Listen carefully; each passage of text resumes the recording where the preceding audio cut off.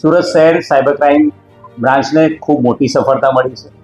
તારીખ 13 જુલાઈ 2026ના રોજ સાંજે 6:13:19 ડિસ્ટ્રિક્ટ કોર્ટના ઓફિશિયલ ઈમેલ આઈડી ઉપર એક ઈમેલ આવેલો હતો, જે ઈમેલમાં 100 શબ્દોમાં કોર્ટમાં 5000 કિલો આરડીએક્સ બોમ્બ, કોર્ટમાં 5000 કેજી આરડીએક્સ બોમ્બ એવો ઈમેલ મળ્યો હતો.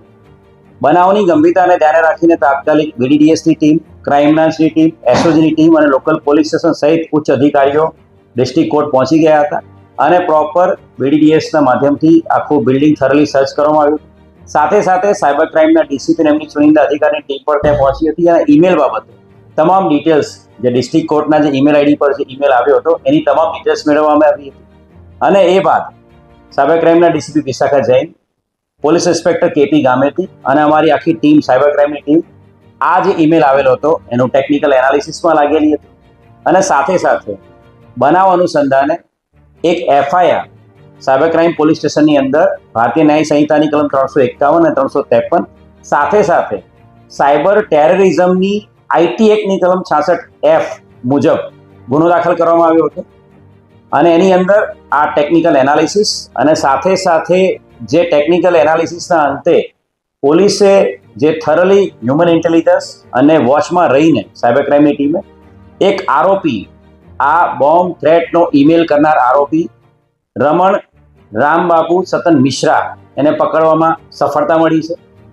રમણ રામબાબુ સતન મિશ્રા છેલ્લા 10 વર્ષથી સુરતમાં રહે છે. એ મુખ્ય બિહારનો વતની છે, બિહારના દરભંગા જિલ્લાનો વતની છે. રમણ છે એ મેરિડ છે, એની પત્ની અને એની 2 બાળકો એની સાથે છે. એ એના મોટા ભાઈ સાથે અહીંયા છેલ્લા 10 વર્ષથી રહે છે ને હીરાના અલગ અલગ પ્લેસીસ ઉપર હીરાના કારખાનાઓમાં મજૂરી કામ કરે છે. છેલ્લા 3 મહિનાથી એની પત્ની એની સાથે અહીંયા રહેવા આવી હતી 2 બાળકો સાથે બિહારથી, અને ત્યારથી ઘણા લાંબા સમયથી એ નોકરીએ હીરાના કામમાં મજૂરી કામ પર જતો નહોતો અને ઘરે બેસીને મોબાઈલ મારફતે એ યુટ્યુબ અને ઇન્સ્ટાગ્રામ પર રીલ્સ જોતો હતો. યુટ્યુબ ઉપર જે ફ્રી વિડીયોઝ, ખાનસર જે એજ્યુકેશન ઇન્સ્ટિટ્યૂટ છે એના જે ફ્રી વિડીયોઝ છે એ વિડીયો મારફતે ઈમેલ, એ બધા ક્લાસીસ છે, એના જે લેક્ચર્સ છે એ બધા જોતો હતો, જેના આધારે ઈમેલ યુઝ કરવાનું, સાથે સાથે આર્ટિફિશિયલ ઇન્ટેલિજન્સ પ્લેટફોર્મ કઈ રીતે યુઝ કરવું એ બધું જોતો હતો. અને ઇન્સ્ટાગ્રામની રીલો ઉપર જે અલગ અલગ જગ્યા ઉપર જે બોમ્બ થ્રેટના ઈમેલ્સ છે અલગ અલગ જગ્યા પર ગુજરાત રાજ્યમાં અને અન્ય રાજ્યોમાં જે આવેલા છે એની ઇન્સ્ટાગ્રામ રીલ્સ જોતો હતો. અને એનાથી પ્રેરાઈને એણે આ એક ઈમેલ પોતાના જ જે બિલ્ડિંગમાં રહેતા એક અન્ય વ્યક્તિ, એનો ફોન એણે વાપરવા લીધો હતો અને બિલ્ડિંગના ટેરેસ પર, કતાર ગામનું જે બિલ્ડિંગ છે કૃષ્ણકુંજ બિલ્ડિંગ, એના ટેરેસ પર જઈને પોતાના બિલ્ડિંગમાં રહેતા અન્ય વ્યક્તિ પાસેથી આ ફોન લઈને એણે એક આ ઈમેલ કર્યો હતો.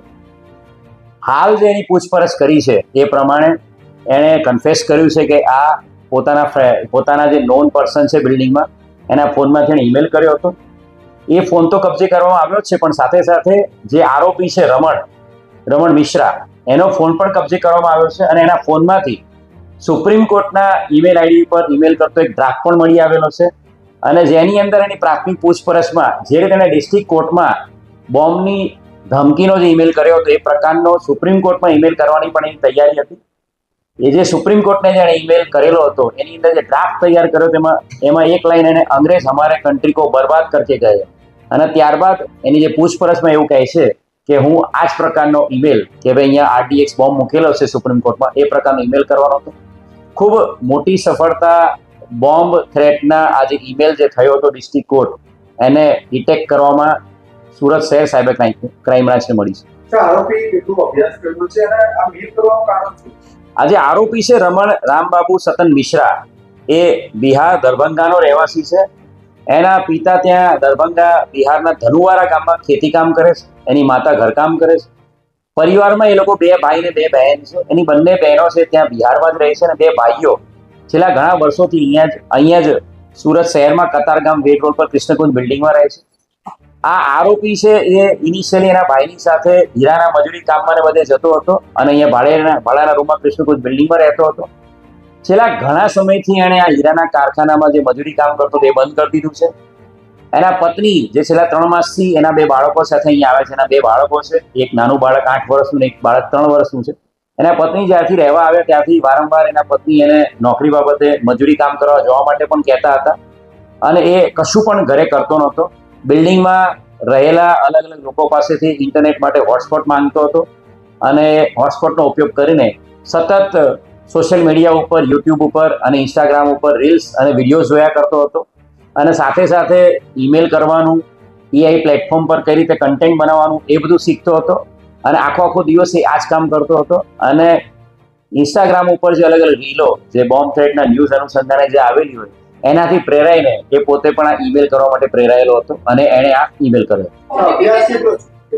હાલ જેની પૂછપરછ છે એ પ્રમાણે એ બિહારના એના વતનમાં ધનુવારા ગામમાં ધોરણ 9 સુધીનો એણે અભ્યાસ કર્યો છે. સર, પોતાના mail ID થી mail કરી હાલ જે એની પૂછપરછ કરી છે એ પ્રમાણે એણે જે મોબાઈલ ઉપયોગ કર્યો છે એ એના બિલ્ડિંગમાં રહેતા એક વ્યક્તિનો ઉપયોગ કર્યો છે મોબાઈલનો. અને જે ઈમેલ છે એના પોતાના જ ઈમેલ આઈડી છે એ એના જે નોન વ્યક્તિ જેનો મોબાઈલ ઉપયોગ કર્યો હતો એમાં યુઝરનેમ પાસવર્ડ નાખીને એણે પોતે જ આ ઈમેલ કર્યો છે.